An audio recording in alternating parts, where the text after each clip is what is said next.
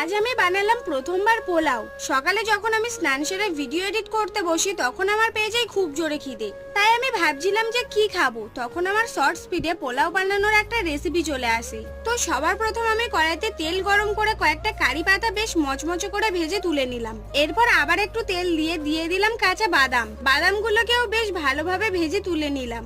এরপর তেলের ওপর দিয়ে দিলাম কেটে রাখা পেঁয়াজ কুচি। পেঁয়াজটাকে হালকা একটু ভেজে নিয়ে তার উপর দিয়ে দিলাম কেটে রাখা আলু আর কাঁচা লঙ্কা। আলুটাকে 2 মিনিট ভেজে নিয়ে তার উপর দিয়ে দিলাম একটা টমেটো কুচি, স্বাদ মতো লবণ, অল্প লঙ্কার গুঁড়ো আর অল্প হলুদ গুঁড়ো। সব মশলা দেওয়ার পর 5 মিনিট পর্যন্ত সবকিছুকে ভালোভাবে ভেজে নিলাম। এরপর দিয়ে দিলাম ভিজিয়ে রাখা চিড়ে দেওয়ার পর সবকিছুকে একটু মিক্স করে নিয়ে তার উপর দিয়ে দিলাম ভেজে রাখা বাদাম। এরপর পোলাওটাকে একটা প্লেটে তুলে নিয়ে তার উপর থেকে দিয়ে দিলাম অল্প পেঁয়াজ কুচি আর ভেজে রাখা কারি পাতা।